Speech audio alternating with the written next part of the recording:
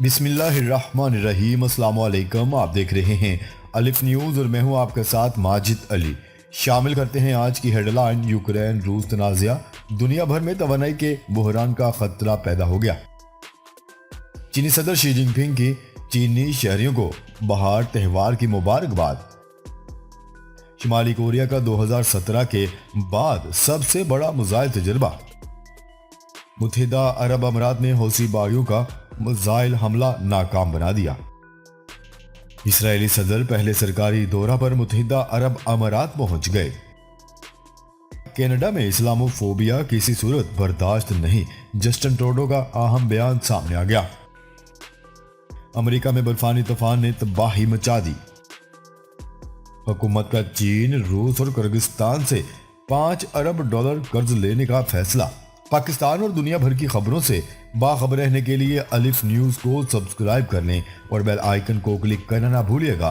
ناظرین، اپنی آرا کا اظہار کمنٹ سیکشن میں لازمی کیجیے گا۔ ہیڈ لائنز آپ نے جانی، اب بڑھتے ہیں خبروں کی تفصیلات کی طرف۔ روس اور یوکرین کے درمیان بڑھتی ہوئی کشیدگی نے دنیا بھر میں توانائی کے ممکنہ بحران کی گھنٹی بجا دی۔ غیر ملکی میڈیا کی رپورٹ کے مطابق دونوں ممالک کے درمیان بڑھتی ہوئی کشیدگی کے باعث عالمی مارکیٹ میں فیول کی قیمتیں بڑھنا شروع ہو گئی ہیں۔ اس حوالے سے ماہرین کا کہنا ہے کہ پیدا شدہ صورتحال پاکستان میں بھی توانائی کے بحران کو جنم دے سکتی ہے۔ دوسری جانب وزارت توانائی کے ترجمان مزمل اسلم کا کہنا ہے کہ روس اور یوکرین کی کشیدگی بڑھنے کی صورت میں LNG کے لمبے مدت کے معاہدے کے تحت پاکستان کی سپلائی متاثر نہیں ہوگی۔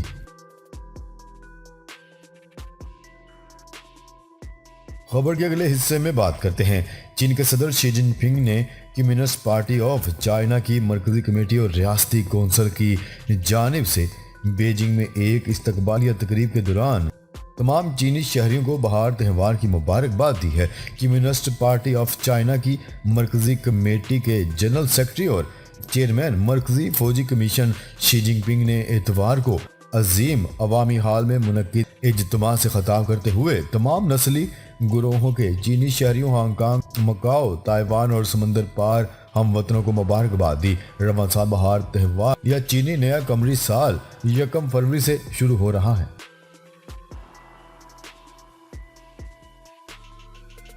خبر کے اگلے حصے میں بات کرتے ہیں۔ شمالی کوریا نے ایک ایسے میزائل کا تجربہ کیا جسے 2017 کے بعد سے اب تک اس ملک کی جانب سے کیا جانے والا سب سے بڑا میزائل تجربہ سمجھا جا رہا ہے۔ برطانوی خبرساز ادارے نے جنوبی کوریا سے آنے والی اطلاعات کے حوالے سے بتایا ہے کہ شمالی کوریا نے مشرقی ساحل سے ایک میزائل لانچ کیا ہے۔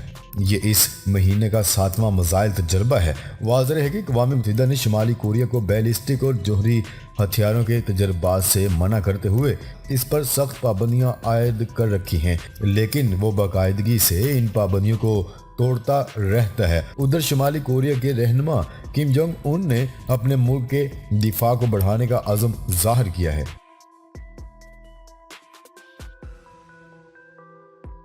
خبر کے اگلے حصے میں بات کرتے ہیں۔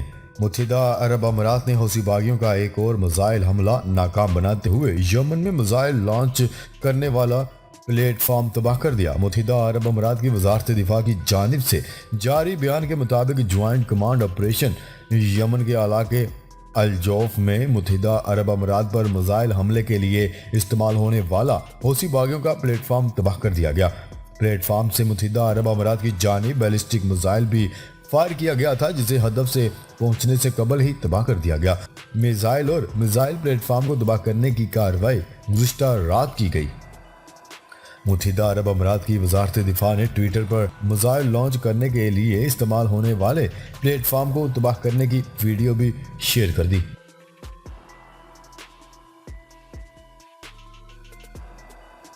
خبر کے اگلے حصے میں بات کرتے ہیں۔ اسرائیلی صدر اسحاق ہرزوگ اہلیہ کے ہمراہ متحدہ عرب امارات پہنچ گئے، جہاں ان کا شاندار استقبال وزیر خارجہ عبداللہ بن زید ال نہیان نے کیا۔ عالمی خبرساں ادارے کی رپورٹ کے مطابق اسرائیل کے صدر اسحاق ہرزوگ اپنی اہلیہ کے ہمراہ 2 روزہ سرکاری دورے پر متحدہ عرب امارات پہنچ گئے۔ یہ کسی بھی اسرائیلی صدر کا متحدہ عرب امارات کا پہلا دورہ ہے۔ ایئرپورٹ پر اسرائیلی مہمانوں کا پرتپاک استقبال وزیر خارجہ شیخ عبداللہ بن زید ال نہیان نے کیا۔ اس موقع پر میڈیا سے گفتگو کرتے ہوئے اسرائیلی صدر نے بتایا کہ وہ ولی عہد شیخ محمد بن زید ال نہیان کی خصوصی دعوت پر متحدہ عرب امارات کا دورہ کر رہے ہیں۔ سرکاری دورے کے دوران اسرائیلی صدر ولی عہد کے علاوہ دبئی کے حکمران محمد راشد المختوم سے بھی ملاقات کریں گے۔ ایک ماہ قبل اسرائیل کے وزیر اعظم نفتالی بنیٹ نے بھی متحدہ عرب امارات کا سرکاری دورہ کیا تھا۔ واضح رہے کہ دونوں ممالک کے دوران سفارتی و تجارتی تعلقات سابق امریکی صدر ڈونلڈ ٹرمپ کی ثالثی میں گزشتہ برس بحال ہو گئے تھے۔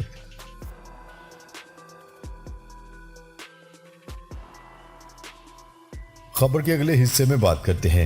وزیر اعظم جسٹن ٹروڈو کا کہنا ہے کہ اسلاموفوبیا کسی بھی صورت قابل قبول نہیں اور ہمیں اس نفرت کا خاتمہ کر کے مسلمان بھائیوں کے لیے کینیڈا کو محفوظ ملک بنانا ہے۔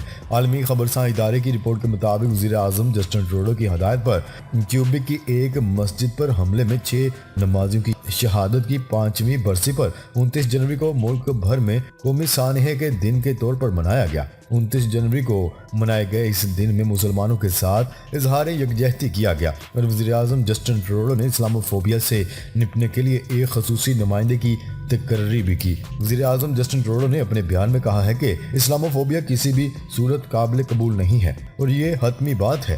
ہمیں نفرت کا خاتمہ کر کے اپنے مسلمان بھائیوں کے لیے کینیڈا کو محفوظ ملک بنانا ہے۔ جسٹن ٹروڈو نے 5 سال قبل کیوبیک مسجد حملے کے دن کو قومی سانحے کے طور پر منانے اور اسلاموفوبیا کے سدباب کے لیے ایک خصوصی نمائندے کی تقرری کو ملک میں نفرت اور عصبت کے خاتمے کی پالیسی قرار دی۔ واضح ہے کہ 29 جنوری 2017 کو شہر کیوبیک کی ایک مسجد میں 27 سالہ مسلح نوجوان نے اندھا دھند فائرنگ کر کے 6 نمازیوں کو شہید اور 6 کو زخمی کر دیا تھا، جس پر ملزم کو عمر کی سزا سنائی گئی تھی۔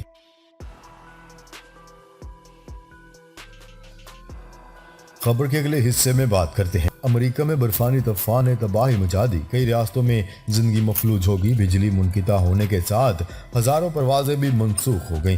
امریکی حکام نے مشرقی ساحل کے رہائشیوں سے اپیل کی ہے کہ وہ گھروں میں رہیں۔ طوفان ملک کے شمال مشرقی حصے سے گزر رہا ہے۔ نیو یارک میں جمعے کے روز ریاست میں ایمرجنسی کا اعلان کر دیا گیا تھا، جبکہ نیو یارک کی گورنر نے شہریوں سے طوفان کے رکنے تک گھروں میں ہی رہنے کی اپیل کی تھی، جبکہ نیو جرسی کے ساحل اور مشرقی لانگ آئی لینڈ کے کچھ حصوں میں 18 انچ سے زیادہ برف پڑ چکی ہے۔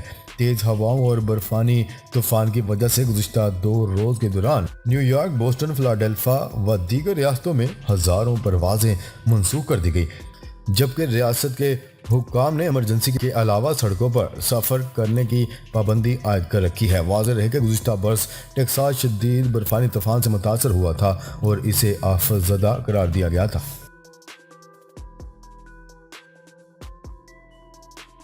خبر کے اگلے اور آخری حصے میں بات کرتے ہیں۔ وفاقی حکومت نے چین، روس اور قازقستان سے $5 ارب قرض لینے کا فیصلہ کیا ہے۔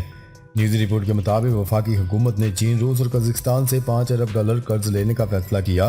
ذرائع کے مطابق چین سے $3 ارب، روس اور قازقستان سے $2 ارب قرض ملنے کا امکان ہے۔ چین سے $3 ارب کا قرضہ زر مبادلہ کے ذخائر مستحکم کرنے کے لیے لیا جائے گا۔ قازقستان اور روس سے ملنے والے $2 ارب M1 پر خرچ ہوں گے۔ وزارت خزانہ کے مطابق وزارت اقتصادی امور نے قرض لینے کے لیے پلان تیار کر لیا ہے۔ وزیر اعظم کے دورہ چین کے موقع پر $3 ارب قرض کا معاہدہ طے پائے گا۔ چین سے ملنے والے $3 ارب کا ابتدائی معاہدہ 1 سال کے لیے کیا جائے گا۔ قازقستان اور روس $2 ارب کا معاہدہ بھی جلد کیے جانے کا امکان ہے۔ ناظرین، اب تک کے لیے اتنا ہی۔ مزید خبریں لے کر بہت جلد آپ کی خدمت میں حاضر ہوں گے۔ تب تک کے لیے اپنا خیال رکھیے گا۔ اللہ نگہبان۔